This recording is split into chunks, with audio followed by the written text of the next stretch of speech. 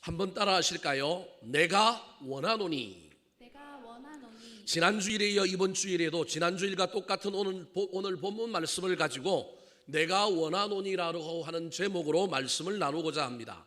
지난 주일의 설교 말씀이 나병 환자에 초점을 맞추어 이 나병 환자의 믿음이 얼마나 위대하고 놀라운 믿음이었는지에 대하여 살펴보았다고 한다면, 오늘 본문 말씀의 또 다른 주인공인 예수님에게 이번에는 초점을 맞추어 살펴보려고 합니다. 특별히 3절 말씀에 우리 예수님의 육성, 즉 내가 원하노니라고 하는 말씀에 기준하여 우리 주님께서 진정으로 원하시는 것, 우리 주님이 기뻐하시는 것이 무엇인지에 대하여 살펴보므로 은혜를 나누고자 합니다.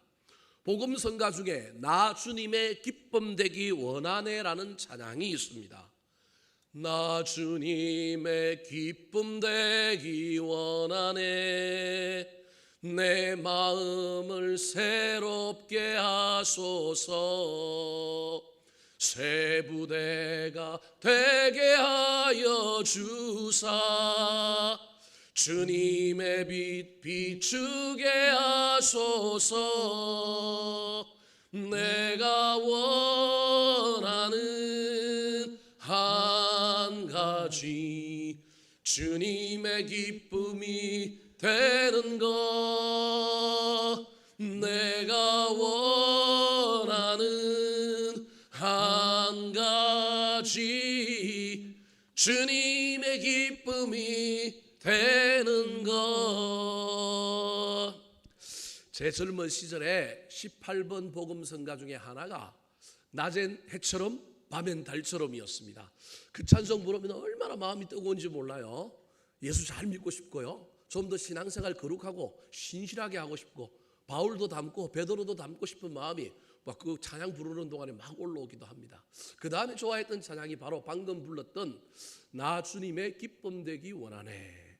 예수 믿고 난 다음에 나의 유익을 위하여 내 기도가 응답되고 내가 복을 받는 것을 넘어서서 어떻게 하면 하나님을 좀 기쁘시게 할까, 젊은 시절에 그 마음을 가지고 불렀던 찬양이 나 주님의 기쁨 되기 원하네 라고 하는 찬양입니다. 자식은 그 자식이 무엇을 잘하고 뭘 어떻게 하는가와 상관없이 그 자식은 부모 품 안에 있으면, 부모 선 안에 있으면 언제든지 자식은 부모의 기쁨이 됩니다. 좀 모자라도 좀 부족해도 자식은 늘 부모의 기쁨이 되는 존재입니다. 근데 그 자녀가 그냥 기쁨이 되는 존재 자체를 넘어서 어떤 좋은 일을 함으로, 어떤 아름다운 일을 함으로, 어떤 귀한 일을 함으로, 특별히 부모의 마음에 있는 소원을 다 깨닫고 그 원함을 깨닫고 그것을 이루기 위하여 무슨 일을 하고 삶을 살아간다면, 그것처럼 부모가 영광이 되고 기쁨을 누리는 일이 어디 있겠습니까? 오늘 본문 말씀에는 예수님께서 원하시는 세 가지에 대한 이야기가 나옵니다. 나병 환자를 고쳐주신 이 사건을 통하여 이 나병 환자에게 원하시는 이 원하심이 어쩌면 코로나19 바이러스 시대를 살아가고 있는 저와 여러분에게도 여전히 동일하게 우리 주님께서 원하고 있는 바, 소원, 꿈꾸는 것, 주님을 기쁘시게 하는 내용들이 담겨 있는지도 모릅니다. 오늘 본문 말씀을 통하여 예수님께서 원하셨던 세 가지를 살펴볼 때 은혜 받고 우리도 그 세 가지의 주인공이 되시기를 예수님의 이름으로 축원합니다. 자, 그렇다면 오늘 본문에서 예수님께서 원하셨던 것은 무엇일까요? 첫 번째 원하심입니다. 따라 하시겠습니다. 믿음과 사랑을 고백하는 삶. 믿음과 사랑을 고백하는 삶. 사랑은 반드시 고백하는 성질이 있어서 사랑하게 되면 그 사랑을 표현하고 고백하게 되어 있습니다. 마찬가지로 영적인 신앙의 세계에서도 우리의 믿음은 반드시 고백되어져야 합니다. 고백을 안 하는 믿음은 죽은 믿음이요, 써먹을 데가 없는 믿음입니다.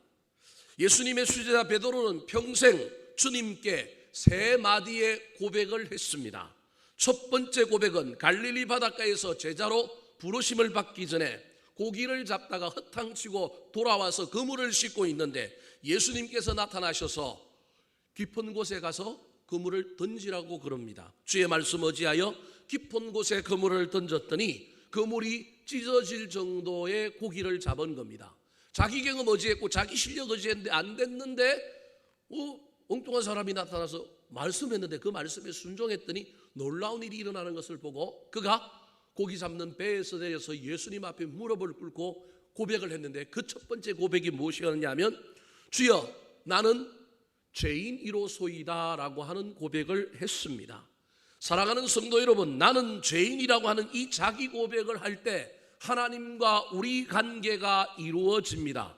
나는 죄가 없다고 하면 하나님과의 관계가 성립되지 않습니다. 죄인이라고 하는 고백이 있을 때 믿음과 신앙이 출발하는 것이고 이 죄인이라고 하는 고백이 저와 여러분의 삶에 있을 때 은혜가 머물고 이 죄인이라고 하는 고백이 있을 때 우리의 신앙은 문제가 없는 겁니다.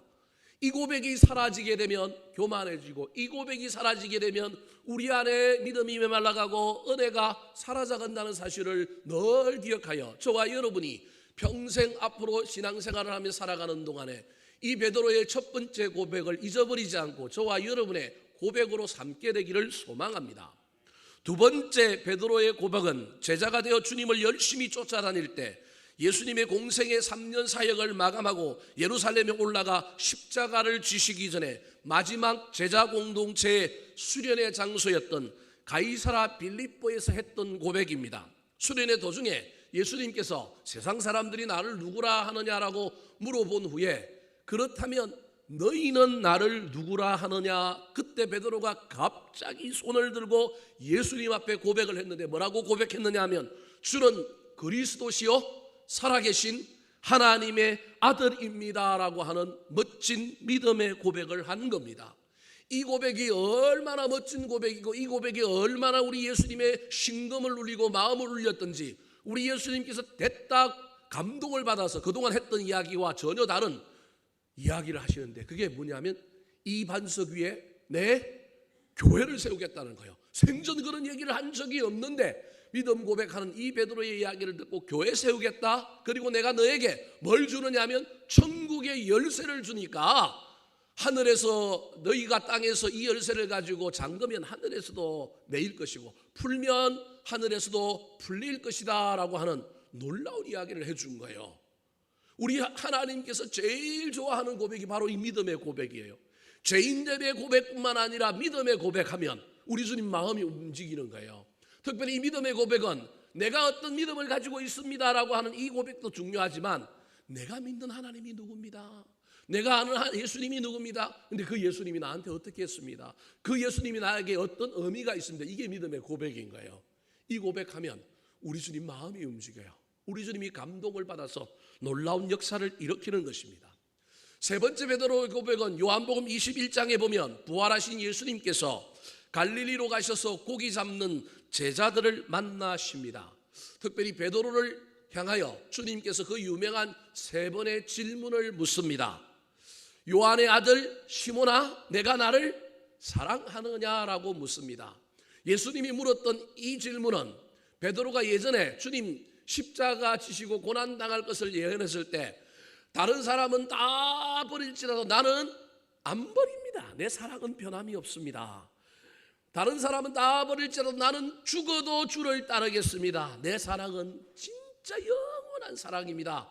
그렇게 사실은 고백했던 이 베드로가 실패를 경험하고 좌절을 경험하고 난 다음에 주님께서 베드로에게 나타나서 네가 신적인 사랑, 아가페 사랑, 하나님의 사랑으로 나를 사랑할 수 있느냐?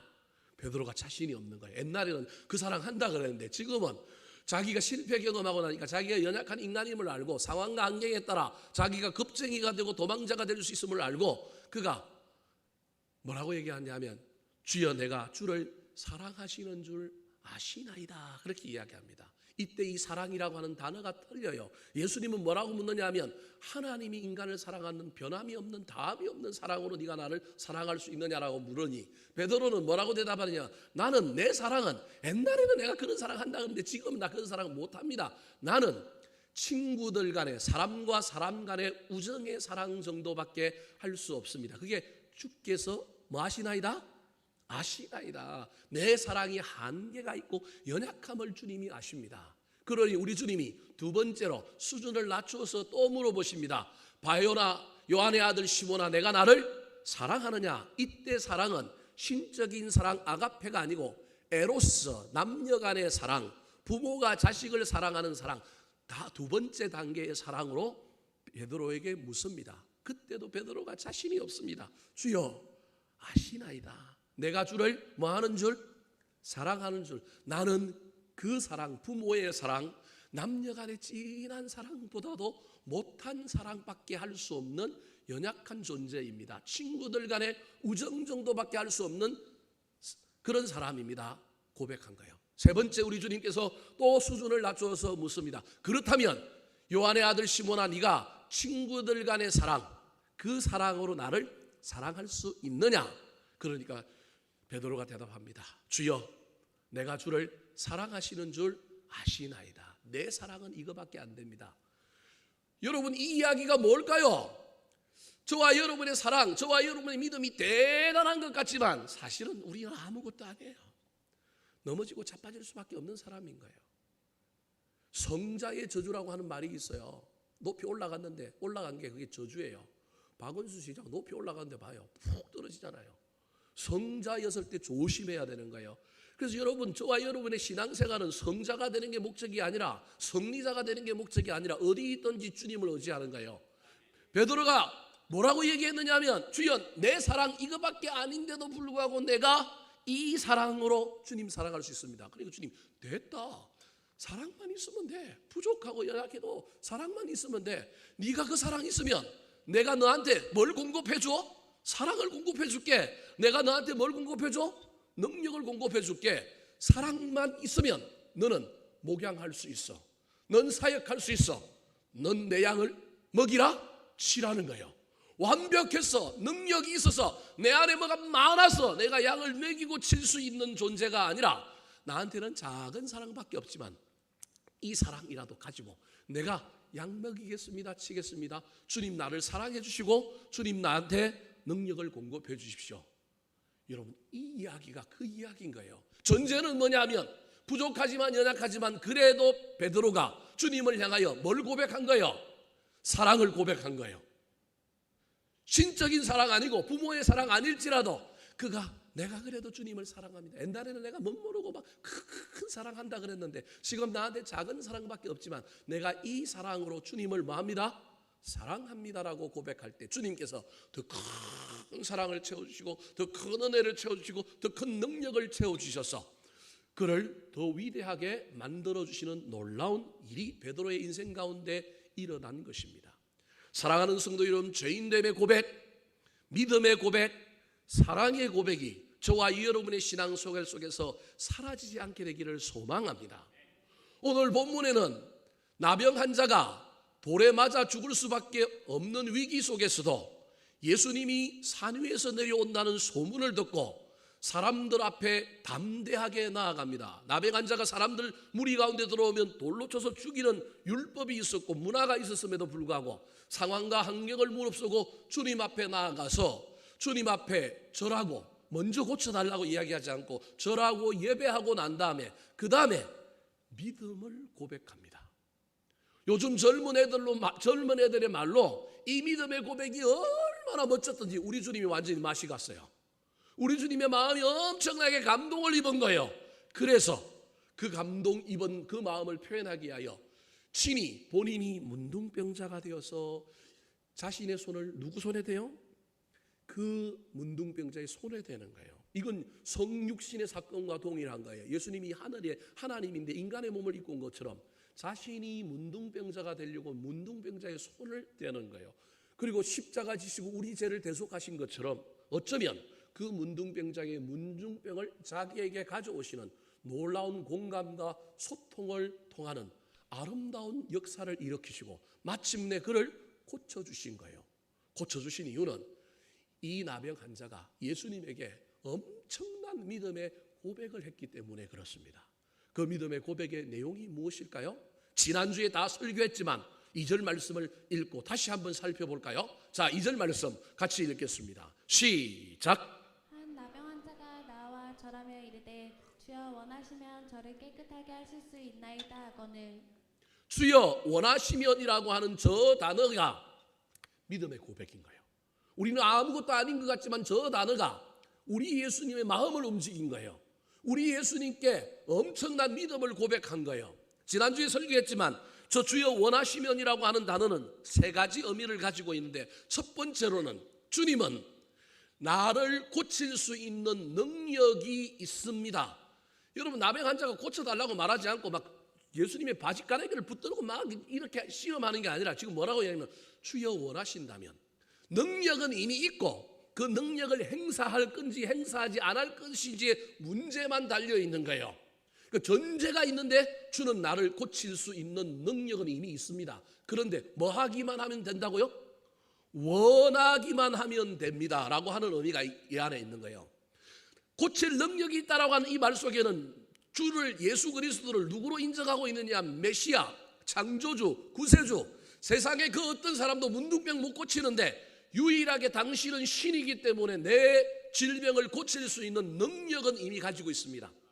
중요한 건 나를 향하여 그걸 고칠 마음이 있는지 없는지만 해결하면 되는 겁니다. 이 이야기가 첫 번째 예수 그리스도의 능력을 인정하는 믿음의 고백이 들어있는 거예요. 두 번째로는 나를 고쳐주실 수도 있고 고쳐주지 않을 수도 있는데 고치고 안 고치고의 주권은 누구한테 있느냐 하면 예수님에게 있다라는 겁니다. 세상 모든 문제의 주인이 누구냐면 당신입니다. 고쳐주고 안 고쳐주고 상관없이 나의 모든 인생의 생사복 열쇠를 쥐고 있는 주인된 권리를 가지고 있는 주권자가 누구냐면 예수님입니다라고 하는 놀라운 고백을 하고 있는 거예요. 그러면서 뭐라고 얘기하느냐 하면, 또 다른 의미는 주여 원하시면이라고 하는 말은 이런 의미가 또 그 안에 세 번째로 들어있는데, 그게 뭐냐 하면 고쳐주면 감사하고 고쳐주지 아니하실지라도 내가 앞에 두 번 고백했던 그 두 개의 고백, 주는 나를 고칠 수 있는 능력을 가지신 구세주입니다 뿐만 아니라 당신은 내 인생의 모든 문제의 해결 열쇠를 가지고 있는 주권자입니다라고 하는 이 고백, 안 고쳐줘도 여전히 뭐하다고요? 유효합니다. 고쳐주면 감사하고 안 고쳐줘도 당신이 주권자이기에 이 안 고쳐주는 이 일 안에 무슨 이유가 있고 합력하여 선을 이룰 줄 믿고 저는 받아들이고 가겠습니다라고 하는 놀라운 이야기가 저 안에 숨어 있는 거예요. 능력과 주권과 겸손한 수용이 저 안에 들어있으니 그 이야기를 듣는 순간 우리 주님이 머리가 됐다 좋거든요. 저 원하시면이라고 하는 말 한마디만 들어도 저게 딱 파악이 되는 거예요. 그러니까 우리 주님이 얼마나 기쁘시겠어요. 야, 자기가 산에 올라가서 하나님 나라의 비밀 말씀을 열심히 가르쳤는데 그 열심히 가르친 말씀의 엑기스를 그대로 실천하고 있는 사람, 그걸 소유하고 있는 사람, 나한테 가르침을 받지도 않았는데 나한테 나와서 이 믿음을 나한테 마치 배운 양, 그리고 배운 것뿐만 아니라 그걸 실제 삶의 현장에서 살고 있는 모습을 보이는 한 사람이 나타난 거예요. 근데 그 사람의 상황이 어떤 상황이냐면 잘 먹고 잘 살고 평안한 게 아니라 고난을 겪고 있어요. 질병에 걸려 있어요. 사람들에게 무시를 당하고 있어요. 그런데도 불구하고 그런 어려운 상황과 환경 속에서도 보석처럼 빛나는 뭐가 있느냐? 믿음이 있는 거예요. 고난 속에서도 기죽지 않고, 고난 속에서도 잃어버리지 않고, 고난 속에서도 붙들고 있는 진흙 속의 진주와 같은 믿음이 있는 한 사람을 보는 순간 그 사람의 믿음의 고백이 누구의 마음을 움직였느냐 하면 예수님의 마음을 움직여서 됐다 감동받고 예수님께서 그 자리에서 이 나병 환자를 고쳐주신 것입니다. 사랑하는 성도 여러분, 지금 우리는 코로나19 시대를 맞이하여 나병 환자와 같이 참으로 어려운 삶의 환경과 시기를 지나고 있습니다. 어떤 사람은 정말로 어렵고 힘든 상황 속에 들어있는 사람들도 있습니다. 많은 문제, 고난과 환난이 우리 앞에 있지만 오늘 본문에 나오는 이 나병 환자처럼 상황과 환경을 무릅쓰고 주님 앞에 나와 믿음을 고백합시다. 고백이 우리의 믿음을 증명하고 그 고백이 주님을 기쁘시게 하여 주님의 마음이 움직이고 주님께서 우리 인생에 손을 대심으로 말미암아 나음을 입고 회복하고 복을 받는 놀라운 역사들이 일어나게 되기를 우리 구주 예수 그리스도의 이름으로 축원합니다. 두 번째, 오늘 본문에 나타난 우리 예수님의 원함은 무엇일까요? 따라하시겠습니다. 영육이 건강하고 거룩한 삶. 영육이 건강하고 거룩한 삶. 오늘 본문에 나타난 예수님의 첫 번째 원하심은, 즉 믿음의 고백은 예수님께서 쑥스러워서 우리에게 대놓고 드러내어 말하지 않는 숨겨져 있는 원함이라고 할 수 있습니다. 조금 있으면 추석이 다가오는데요. 추석 때 여러분 고향 가고 부모님 찾아가실 때 선물도 들고 가시지만 부모님들이 제일 좋아하는 게 뭐예요? 돈입니다. 절대 잊어버리면 안 됩니다. 선물도 사가시고 반드시 제일 원하는 게 뭐라고요? 돈을 드리세요. 뭘 선물 사가면 또 부모님들 뭐라고 얘기해요? 뭘 이런 걸 사왔냐고 다시는 뭐 하지 말라고요? 그 말 그대로 들으면 된다 안 된다? 안 됩니다. 여러분 저와 여러분의 마음속에 다 숨겨져 있는 소원, 숨겨져 있는 원함이 있어요. 예수님께서 숨겨져 있는 원함이 있는데 뭐냐 하면 믿음을 고백받는 거예요. 우리 주님을 향하여 믿음을 고백하는 것이 예수님이 드러내놓고 말 못하지만 세상 모든 사람들이 나한테 믿음 고백하면 좋겠는 거예요. 베드로가 그 고백 때문에 수제자가 됐고 그 고백 때문에 그가 로마 교회를 세우고 예수님이 제자 공동체에서 아주 위대한 인물이 된 것처럼 믿음의 고백이 이 나병 환자가 고침을 받는 이유가 된 거예요. 이 믿음의 고백이 예수님 마음속에 숨겨져 있던 원함이었는데 그걸 탁 캐치하여 탁 드러나게 하고 그걸 받아줬다면 그것처럼 멋진 일이 어디 있겠습니까?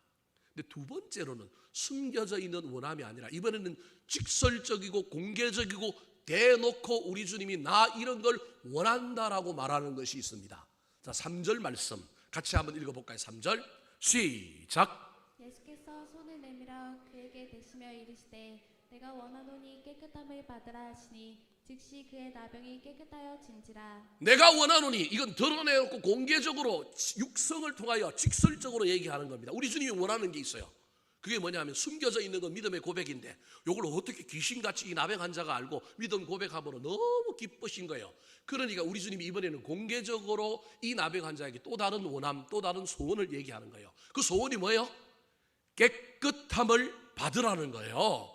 저 깨끗함을 받으라고 하는 말은 두 가지 차원에서 해석되어야 하는데 첫 번째로는 인간적이고 육신적인 차원에서 해석을 해야 돼요.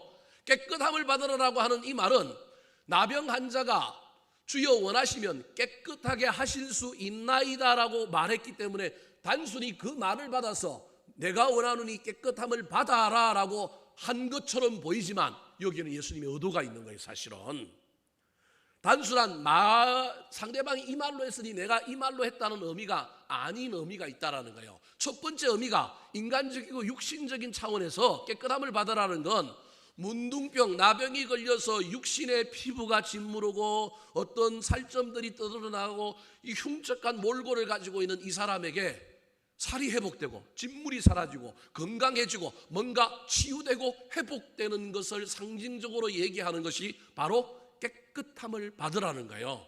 그러므로 저 깨끗함을 받으라는 말은 또 다르게 해석하면 질병이 치유됐으면 좋겠다, 사업이 잘 됐으면 좋겠다, 너의 가정이 행복했으면 좋겠다, 너의 자녀들이 잘 됐으면 좋겠다. 이 깨끗함은 온전해지는 거예요. 이 깨끗함은 회복하는 거예요. 이 깨끗함은 형통해지는 거예요. 복을 받고 형통해지는 인간적이고 육신적인 차원에서 깨끗함을 받으라는 거예요. 이 주님의 음성이 오늘을 살아가는 저와 여러분에게도 들렸으면 좋겠습니다. 그리고 이 깨끗함을 받으라고 하는 이 주님의 음성을 저와 여러분이 받아들여서 정말로 우리 덕양중앙교회 모든 건속들의 삶의 현장에 치유가 일어나고 문제가 해결되고 가정이 복되어지고 자녀들이 잘되고 사업이 더 화라산같이 타오르고 직장에서 롱런하는 놀라운 일들이 일어난다면 얼마나 좋겠습니까? 그런데 또 다른 의미가 저 안에 하나 더 숨어져 있는데 그것은 영적이고 신앙적인 의미로 해석될 수 있는 이야기가 숨어져 있습니다. 내가 원하노니 깨끗함을 받으라라고 하는 저 의미 속에 인간적이고 육신적인 차원에서 무엇인가 회복되고 무엇인가 복을 받는 어떤 의미, 단순한 육신의 치유를 넘어서 그런 의미뿐만 아니라 더 나아가서 거룩한 삶에 대한 도전이 숨어 있는 것입니다. 다르게 얘기하면 야, 너 깨끗함을 받으라라고 하는 말은 너 좀 거룩해져라라고 하는 의미로 해석될 수 있다라는 겁니다. 왜 그렇게 해석할 수 있을까요? 유대인들은 많은 질병들을 알았는데 그 질병들 중에 최고의 천형, 하나님이 내리신 최고의 벌을 뭘로 이해했느냐 하면 나병, 문둥병으로 해석했습니다. 신약 성경에도 보면 예수님께서 많은 질병들을 고치셨는데 질병을 고칠 때마다 간혹 등장하는 이야기가 이런 이야기가 등장합니다. 소경의 눈을 떼었는데 사람들이 물어봅니다. 제자들이 예수님, 저 사람이 소경이 된 건 자기 죄 때문입니까? 아니면 또 다른 환경적인 요인 때문입니까? 무슨 말이냐면 질병이라고 하는 것을 이해할 때 질병이 오는 통로가 두 가지인데 하나는 뭐 때문에 오느냐 하면 죄 때문에 오고 또 다른 하나는 뭐 유전, 건강 또는 환경 이런 것 때문에 오는데 저 봉사, 소경의 저 눈먼 것이 혹시 자기 죄 때문에 온 것은 아닙니까? 라고 하는 의도로 물어보는 거예요. 제가 왜 이야기를 하느냐 하면 여러 질병에 있어서 두 가지 통로, 질병이 온 원인을 두 가지가 있을 수 있다는 걸 전제하고 이야기하지만 유일하게 그 전제가 없는 질병이 있는데 그 질병이 뭐냐면 나병입니다. 문둥병입니다. 문둥병과 관련해서는 한 번도 그런 질문을 받아본 적도 없고 그런 질문을 말하지 않습니다. 유대인들은 대부분 이 나병을, 문둥병을 천형이라 생각하고 문둥병에 걸린 사람은 반드시 무엇 때문에 걸렸다고 생각하느냐 하면 본인의 죄와 관련이 있다는 거예요. 그 죄의 형벌 때문에 일어난 것이 이 병이라고 해석하는 겁니다. 왜 그렇게 해석하느냐 하면 인간은 하나님의 형상으로 창조됐는데 하나님의 형상을 뭉거뜨리는 질병 중에 최고의 질병이 뭐냐면 문둥병인 거예요. 문둥병 걸리면 그냥 가려워서 쏙 한번 긁었는데 눈썹이 어떻게 돼요? 없어져요. 코가 간질간질해서 만지면 안 되는데 하면서 쑥 만졌는데 코가 어떻게 돼요? 떨어져 나간다니까. 여러분 잘 모르시는군요. 소록도에 한번 가보세요. 지금은 얼마 안 남았지만 저는 소록도에 봉사활동 몇 번 하러 갔는데요. 손가락 마디가 없는 사람이 있고 손 전체가 없는 사람들이 있어요. 썩어 문드러져서 떨어져 나간 거예요, 사실은. 그래서 하나님의 형상을 망가뜨리는 것이 죄인데 그 망가뜨리는 죄의 가장 확실한 질병이 뭐냐 하면 나병이라고 본 거예요. 그래서 모든 사람들이 유대인들을 비롯한 심지어 그 병에 걸린 사람들까지도 나병에 걸리면 본인의 죄 때문에 이 질병이 왔다라고 생각하는 거예요. 실제로 그런 죄가 있을 수도 있지만 없어도 내가 알지 못하는 어떤 죄 때문에 내가 이 병에 걸렸다. 그래서 죄의 문제를 해결하려고 애를 쓰는 사람들이 얼마나 많은지 모릅니다. 어쩌면 오늘 본문에 나오는 이 나병 환자도 자기가 어떤 죄가 있어서 주님 앞에 이 질병의 문제를 겪고 있다고 생각했을지도 모릅니다. 2절 말씀에 보면 나병 환자가 예수님께 자기의 질병을 고쳐달라고 하지 않고 어떻게 해달라고 이야기해요? 주여 원하시면 깨끗하게 하실 수 있나이다 이래요. 아니 고쳐주세요, 낫게 해주세요 이래야 되는데 뭐라고 얘기하느냐 하면 깨끗하게 해달래요. 묻는 질문이 벌써 이 사람이 뭔가 감지를 하고 있는 거예요. 낫게 해주세요, 고쳐주세요가 아니라 뭐하게 해달라고요? 깨끗하게 해달라고 그러는 거예요. 예수님도 야, 네 믿음이 너를 구원했다. 야, 너 자리를 들고 일어나서 걸어가라. 우리 주 예수님이 어떤 질병을 해결하실 때 주로 이런 이야기들을 해요. 그런데 신기하게도 오늘 예수님은 뭐라고 얘기하냐면 내가 원하노니 뭘 받으라고요? 깨끗함을 받으라고 얘기하는 거예요. 그래서 이건 단순하게 육신적이고 인간적인 측면에서 어떤 치유, 회복만을 이야기하는 것이 아니라 여기는 영적인 어떤 의미가 있다는 걸 암시하고 있는 거예요. 2절과 3절에 사용되었던 깨끗하다라고 하는 말을 원래 성경이 써있었던 헬라어에 의하면 키다리조라고 하는 단어를 씁니다. 이 키다리조라고 하는 단어와 똑같은 단어가 성경 여러 군데 쓰였는데 대표적으로 쓰인 것이 히브리서 9장 22절입니다. 우리 같이 한번 읽어볼까요? 시작. 율법을 따라 거의 모든 물건이 피로써 정결하게 되나니 피 흘림이 없은즉 사함이 없느니라. 저기 정결하게 되나니가 카다리죠. 즉 깨끗하게 하다라고 하는 단어를 쓰고 있는 거예요. 예수 그리스도의 피로써 정결하게 된다는 거예요. 피로써 죄가 해결되고 죄가 대속되고 죄가 사함을 받았다라고 할 때 쓰여지는 단어가 카다리조라고 하는 단어인데 저게 지금 누구도 쓰고 있느냐면 나병 환자도 쓰고 지금 누구도 쓰고 있느냐 하면 예수님을 쓰고 있다라는 겁니다. 예수님도 쓰고 있다라는 겁니다. 그러니까 여러분 아까 2절에서 뭐라고 얘기했냐면 이 나병 환자가 주여 원하시면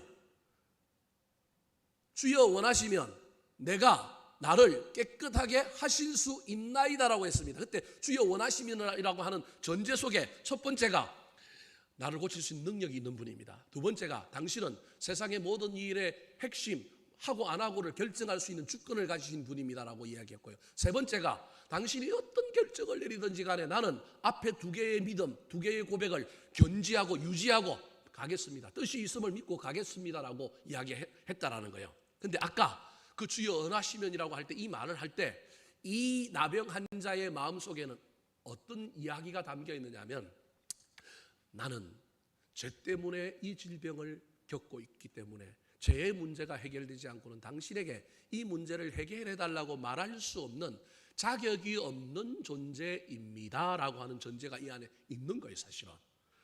왜냐하면 나병은 죄 때문에 왔다고 믿었고 자기 스스로도 지금 그렇게 생각하고 어쩌면 자기가 알고 있는 명확한 죄가 있을 수도 있고 모르지만 어떤 죄가 있다라고 하는 걸 인정하고 주님께 나왔는데 이 죄의 문제를 해결하지 않고는 고칠 수 없다는 걸 깨닫는 이 사람 목소리가 끼어들어가는 거예요.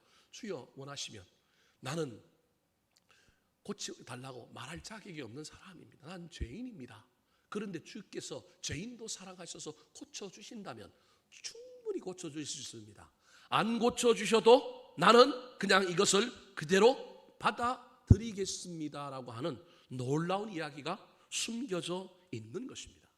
그러므로 주님께서 이 나병 환자가 주여 원하시면 깨끗게 하실 수 있나이다라고 하는 이 말을 받아서 주님이 그냥 말장난으로 내가 원하노니 깨끗함을 받으라라고 하는 이 말은 단순한 질병의 치유와 회복 정도를 넘어서 너 질병 치유받고 난 다음에 앞으로 어떻게 살아라? 죄 짓지 말고 살아라, 거룩하게 살아라라고 하는 의미가 이 안에 포함되어 있는 것입니다. 사랑하는 성도 여러분, 코로나19 시대를 살아가는 우리에게 주님께서 찾아오셔서 많은 어려움과 문제를 겪고 있는 사람들에게 손을 내밀어 우리 인생의 문제를 해결하여 주셔서 고쳐주실 줄 믿습니다. 근데 그 고쳐주시면 단순히 부자가 되게 만들고 문제가 해결되게 만들고 사업이 잘 되게 하는 것을 넘어서서 그것도 우리 주님이 원하시는 것이지만 그 다음에 우리의 삶이 더 거룩해지고 더 신실해지기를 원하는 원함을 담고 있다는 것을 기억하시기 바랍니다. 그래서 문제 해결을 넘어서서 더 나아가 저와 여러분의 믿음이 더 깊어지고 더 거룩하고 더 신실하게 살아서 세상 사람들 앞에 저와 여러분의 거룩이 드러나고 우리의 신앙의 신실함이 나타나게 되기를 우리 구주 예수 그리스도의 이름으로 축원합니다. 마지막으로 오늘 본문에 나타난 우리 예수님의 원하심은 어떤 원하심일까요? 따라하시겠습니다. 공동체적 존재를 입증하는 삶. 공동체적 존재를 입증하는 삶. 자, 4절 말씀 같이 한번 읽어볼까요? 시작. 예수께서 이르시되 삼가 아무에게도 이르지 말고 다만 가서 제사장에게 내 몸을 보이고 모세가 명한 예물을 드려 그들에게 입증하라 하시니라. 자, 내가 원하노니 깨끗함을 받으라 그랬더니 그 즉시로 그 몸이 나았어요. 몸이 나은 이 나병 환자에게 예수님께서 당부를 하시는데 뭐라고 당부하느냐 하면 아무에게도 말하지 마라. 야, 설레발치고 자랑하고 다니지 말고 제일 중요한 건 제사장에게 네 몸을 보이고 네 병이 나았다는 걸 알고 너 어디로 들어가는 게 우선이냐면 공동체로 들어가는 게 우선이야. 설레발치지 말고 교만하게 너무 자랑하고 다니지 마. 제일 중요한 건 네가 공동체에 들어가서 사람들과 어울려서 사는 것이 중요해. 그리고 자꾸 이야기하면 내가 앞으로 사역을 더 하고 내 메시아성이 지금 벌써 드러나야 될 게 아니라 사역을 더 강력하게 이끌어가야 되는데 그게 방해가 될 수 있으니 반대자리 일어나서 죽일 수 있으니 공생의 사역을 다 채우고 가야 되니까 나를 드러내지 마라고 하는 의미가 삼가 아무에게도 이러지 말고라고 하는 의미에 들어있는 거예요. 근데 단지 한 가지 해야 될 일이 있는데 네가 제사장에게 내 몸을 보이고 모세가 명한 예물을 드리라는 거예요. 여기서 여러분이 생각을 해보셔야 합니다. 여러분이 제사장인데 코로나 바이러스 걸린 사람이 동네에 있는데 그 사람이 코로나 바이러스 2주 격리하고 치료 열심히 받고 한 달 만에 우리 마을로 들어오려고 그래요. 근데 내가 제사장이야. 누구한테 검사를 받아야 돼? 나한테 검사를 받아야 돼요. 여러분 검사하실래요? 도망갈래요? 어떡할래요? 고민스럽죠. 여러분 고민스럽죠. 오늘날 입장에서도 고민스러울 거 아니에요. 여러분 그러니까 제사장이 얼마나 위험한 직분을 행하였는지를 설명하는 거예요. 그 제사장은 아마도 소극적으로 가장 안 되는 쪽으로 검사할 거예요. 가능하면 너 아직 안 나왔어. 너 좀 더 기다려봐. 2주 더 격리해. 이럴 가능성이 있는 사람이 누구냐면 제사장인 거예요. 제일 위험에 노출된 사람이 누구냐면 제사장인 거예요. 근데 이 제사장에게 반드시 뭘 받아야 되느냐면 확인을 받아야만 어디로 들어갈 수 있어요? 들어갈 수 있는 거예요. 나음을 입어서 감사한 이 사람이 공동체로 들어갈 때 제사장이라고 하는 관문을 지나가야 되는데 이 관문을 지나가기 전에 뭘 바치라 그러냐 하면 예물을 드리라 그러는 거예요. 이걸 뇌물로 오해하면 큰일 납니다, 여러분. 뇌물이 아니라 이게 뭐냐면 지금 자기의 마음 상태, 내가 나았다, 감사하다, 내가 공동체로 들어간다, 감사하다, 앞으로 내가 살아가야 할 삶의 내용이 뭐냐 하면 감사라고 하는 것을 보여주기 위한 첫 번째 삶의 행위가 뭐냐 하면 제사장에게 뭘 드리는 거예요? 예물을 드리는 거예요. 이때부터 삐딱하기 시작하면 이 사람은요 앞으로 공동체에 들어가도 삐딱할 수밖에 없어요. 그러니까 얼마나 감사한지 그 감사함을 가지고 그냥 제사장에게 나아가는 거예요. 그럼 제사장 입장에서는 두렵고 떨리고 이 병이 나한테 올까 봐 걱정되지만 저 사람이 막 기쁜 마음으로 와요. 뭘 들고 와요? 감사한 마음이 있어요. 그러면 내 마음이 어떨까요? 제사장이 내 마음이 누그러지고 좀 받아주고 좀 수용해 보려고 하는 마음이 생기지 않겠어요? 근데 들어오는 사람이 감사도 없어. 그럼 어떻겠어요? 이 마음이. 여러분, 저와 여러분이 어떻게 살아야 할지를 보여주고 있는 우리가 영적 나병한 자라니까요. 우리가 예수님으로 말미암아 고침 받은 사람이라니까요. 우리가 해야 될 일이 감사의 예물을 들고 다니는 사람이에요. 감사하면서 남은 인생을 살아야 되는 거예요. 그런데 저 사전에서 가장 중요한 단어는 뭐 예물을 드리고 뭐 이런 것도 중요하지만 제일 중요한 단어가 뭐냐면 그들에게 뭐 하라고요? 입증하라라고 하는 단어가 제일 중요한 단어입니다. 그러니까 주님이 원하시는 건 속에 있는 건 믿음의 고백을 받는 거고 겉으로 드러나서 나병한 자에게 육성으로 얘기한 건 뭐냐면 원하노니 깨끗함을 받으라고. 그 다음에는 뭐라고 말하고 있냐면 뭐 하라고요? 입증하라는 거예요. 자, 제가 어렸을 때 우리 동네에서 경험했던 이야기를 한번 해볼게요. 제가 살았던 그 섬에 문둥병자들이 사는 집성촌이 있어요. 돼지를 치고 그 다음에 뭘 하느냐면 양계, 닭을 치고 뭐 이러는 집성촌이 산 하나만 넘어가면 있어요. 어릴 때 제가 소를 먹이고 그랬는데 우리 엄마가 소 먹이더라도 절대 걸로 가면 안 되고 그쪽 동네는 쳐다도 보지 말고 가지 말라 그러고 혹시 가면 바지기 짝대기를 들고 와가지고 얼마나 지게 짝대기 가지고 두드리 펴는지 몰라요. 가지 말라고. 위험하니까. 저희 동네에 저하고 나이 또래 비슷한 아이 하나가 뭐가 걸렸느냐면 이 문둥병이 걸렸어요. 나병이 걸렸어요. 여러분 상상을 좀 해봐야 됩니다. 우리 가족 중에 나병이 걸렸다. 처음에 나병이 뭐 온몸으로 드러난 게 한 부분에서 피부 발진으로 시작해서 나타날 거예요. 그러면 이 아이가 처음에는 가족들에게 뭐 하느냐면 숨길 거예요. 숨기는데 이게 점점 드러나겠죠. 점점 드러나다가 그 다음에 누가 알까요? 가족이 알죠. 그럼 가족이 아는데 가족이 나병 걸렸다고 요즘 같으면 이제 그렇겠지만 옛날 같은 경우에는 나병이 이 문둥병이 걸려도 가족이 그 사람을 보호할까요? 아니면 격리할까요? 이게 보호 안 하면 가족 아닙니다, 여러분. 우리 남편이 우리 아내가 우리 자식이 아무리 흉악한 죄를 지어도 가족은 누구 편 들어야 돼요? 가족 편 드는 게 가족이에요. 가족 편 안 들으면 가족 아니라니까요. 내 편 들어주는 사람이 없어서 어렵고 힘들 때 엉뚱한 판단을 하고 엉뚱한 행동을 하는 거예요. 여러분 그래서 너무 옳고 그름의 문제 가지고 막 우리 아버지가 그럴 수 있냐고 막 그러지 말고 여러분 가족은 영원히 누구 편 들어주는 거예요? 가족 편 들어주는 게 그게 가족이에요. 나병 환자가 제 또래가 나병이 걸렸는데 본인이 숨기다가 한두 달 지나다가 그 다음에 누구한테 발각됐느냐 하면 그 가족에게 이제 드러난 거예요. 근데 가족이 그때부터 이 아이를 자기 가정에 꽁꽁 숨겨놓고 마을에 안 드러낸 거예요. 몇 년이 흘렀느냐 하면 3년이 흘렀어요. 3년이 됐는데 드디어 마을 주민들에게 포착이 되기 시작하고 마을 주민들이 알기 시작한 거예요. 그때 동네 이장이 그 집에 찾아와서 당장 쟤를 저 건너편 마을로 뭐 하라고요? 보내라는 거예요. 그럼 쉽게 보낼 수 있어요? 없어요?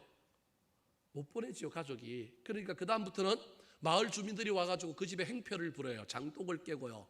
문을 박차고 가고요. 불 지른다 그러고요. 몇 번 경고를 했는데도 안 보내니까 그 다음부터 마을 주민들이 뭘 가지고 오느냐면 호미, 꽃갱이, 낫을 들고 그 집 앞으로 전부 옵니다. 어쩔 수 없이 그 부모가 그 아이를 어떻게 하느냐면 내어 보냅니다. 여러분 생각을 해봤어요. 3년 동안 있었는데 그 아이가 나병이 점점 학대됐는데 가족에게는 아무 이상이 없어요. 그럼 이건 음성이에요, 양성이에요? 옮지 않는 나병이라는 걸 이미 증명이 됐는데 그 시절에는 이런 의학적인 지식들이 없으니까 그냥 나병하면 무서워서 전부 뭐 한 거예요? 혐오하고 격리한 거예요. 그래서 걔가 눈물을 흘리면서 산을 넘어서 그 다음 동네로 갔어요. 부모들은 땅을 치고 울고 저 아이 어떡하냐고 그랬어요. 그걸 제가 어릴 때 생생하게 봤어요. 생생하게. 근데 그 아이가 그렇게 서러움을 당하고 마음에 막 얼마나 원통하고 원한을 품었겠어요. 그 아이가 가면서 얼마나 억울했겠어요. 문화적으로는 공동체적인 입장에서는 당연한 일이지만 개인이 얼마나 막 서럽고 힘들겠어요. 근데 자기가 그 마을에 갔는데 그 마을에 문둥병을 앓고 있는 사람들은 그 아이를 따뜻하게 맞아준, 가족으로 맞아준 거예요. 왜냐하면 본인들이 다 이미 겪은 일이니까 맞아주고 자게 해주고 먹여주고 같이 일하고 돈 벌고 막 이런 일을 하게 한 거예요. 그 집에 아침만 되면 뭐가 와 있느냐면 계란이 와 있는 거예요. 이 아이가 양계 일을 하면서 거기 있는 계란을 갖고 누구한테 갖다 준 거예요? 엄마한테 갖다 준 거예요. 근데 계란도 없는다고 마을 주민들이 이야기할까 봐 부모들은 잽싸게 그 계란을 어떻게 한 거예요? 숨기는 거예요. 이거 제가 어릴 때 다 본 거예요. 그런데요, 이 아이가 중학교 3학년 때 이 아이가 이제 그 나병 환자촌을 다니면서 이제 정부가 검사도 하고 뭐 이런 일들을 하잖아요. 그래갖고 이 아이가 그 이후에 진물도 안 나고 뭐 조금 이제 신체적으로 많은 어려움을 겪었지만 이제 스톱이 돼갖고 나았다라고 하는 뭘 받은 거예요? 판정을 받은 거예요. 그래서 넌 드디어 어디로 가도 된다? 집으로 가도 된다는 거예요. 그러니까 그 나병 환자초에 외부에서 들어온 나병 환자들이 절대 다수고 나머지는 이 섬에서 있던 나병 환자가 간혹 들어갔는데 외부에서 들어온 사람들은 나갈 데가 없잖아요. 나갈 데가 없을 뿐만 아니라 이미 버림을 받았기 때문에 거기서 그냥 먹고 사는데 얘는 누가 있는 거예요? 가족이 있잖아요. 그래서 걔가 그 나병 환자촌에서 우리 마을로 들어옵니다. 여러분 사람들이 어떻게 했을까요? 들어오는 그 아이를 야 나았다 야 축하한다 이랬을까요? 아니면 실실실실 피하고 이상한 눈초리로 봤을까요? 실실실 피하고 눈초리로 보고 저도 그랬으니까 우리 엄마가 그 애가 우리 마을로 들어올 때 불러놓고 야 걔랑 놀면 너 때려 죽인다. 절대 집에 들어오면 된다 안 된다? 안 된다 그런 거예요. 안 된다 그런 거예요. 우리 집 앞에 지금은 복개천이 되어서 나름대로 큰 또랑 하나가 흐르고 있었는데 비가 왔는데 그 또랑에서 이제 뭐 하느냐 하면 옛날에는 제가 중학교 때까지만 해도 그래도 고무신 신고 다녔어요. 제가 이래봐도 참 가난한 동네에 살아가지고 옛날에 신신 다이아 고무신인데 검정 고무신 말고 하얀 고무신을 우리 엄마가 사줬는데 친구들하고 이제 비가 오면 이제 경쟁하는 거예요. 이제 고무신 달리기 대회를 하는 거예요. 고무신을 까 뒤집어 엎으면 이제 배가 돼요. 그러니까 이걸 딱 세워놓고 그 다음에 여기 땅 해갖고 전부 고무신 탁 날려갖고 이게 이제 결승점에 도착하는 게 누가 1등이냐 이걸 딱 하고 있는데 갑자기 한 애가 뭐라고 얘기한 거예요? 야 문디 온다 그런 거예요. 경상도 말로 문둥이를 문디라 그래요. 문디 온다 그러는 순간에 전부 다 도망을 가버린 거예요. 뭐는 놔두고 고무신은 놔두고. 그래서 집에 가서 뒤지게 맞았어요. 아무리 바빠도 뭐는 갖고 와야 된다 그래요. 신발을 갖고 와야 되는데 신발 안 갖고 왔다고 얼마나 맞았는지 몰라요. 문디 온다 그러니까 전부 다 도망가 버리는 거예요. 여러분 그 아이가 얼마나 마음이 아팠겠어요. 결국 나중에 그 가족이 다 마을을 떠났어요. 사실은 지금 제가 무슨 얘기를 하려고 하느냐 하면 오늘 본문에 이 나병 환자에게 예수님께서 뭐라고 얘기하느냐 하면 그들에게 너를 뭐 하라고요? 입증하라는 거예요. 여러분 저는 이 이야기에서 오늘날 우리 그리스도인들의 삶과 코로나 바이러스 이후에 한국 교회가 우리 덕양중앙교회가 세상 속에서 해야 할 일, 우리 주님이 세상에서 살아가는 교회와 그리스도인들을 향하여 원하시는 삶이 무엇인지를 우리에게 이야기하는 거예요. 네가 나음을 입었지만, 네가 구원을 받았지만, 네가 예수 믿지만 세상 속의 사람들에게 네가 입증받아야 돼. 입증받으려면 더 신실해야 돼요. 입증받으려면 더 거룩하게 살아야 돼요. 입증받으려면 더 한기를 바라야 돼요. 입증받으려면 더 손해를 봐야 돼요. 입증받으려면 더 선한 일을 해야 돼요. 이 일 하라는 거예요. 우리 주님이 원하시는 일이, 이 나병 환자를 향하여 원하시는 일이 이건 거예요.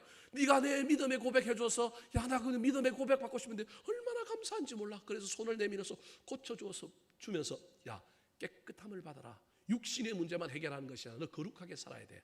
근데 그 거룩하게 사는 게 너 혼자 거룩하게 사는 게 아니라 공동체 안에서 너에게 선입견을 가지고 있고 편견을 가지고 있고 낙인을 찍고 혐오하고 차별했던 그 사람들 사이에서 네가 다시금 복음을 가졌고 믿음을 가졌고 신앙을 가졌고 예수 그리스도의 향기를 가졌다고 하는 것을 증명하라는 거예요.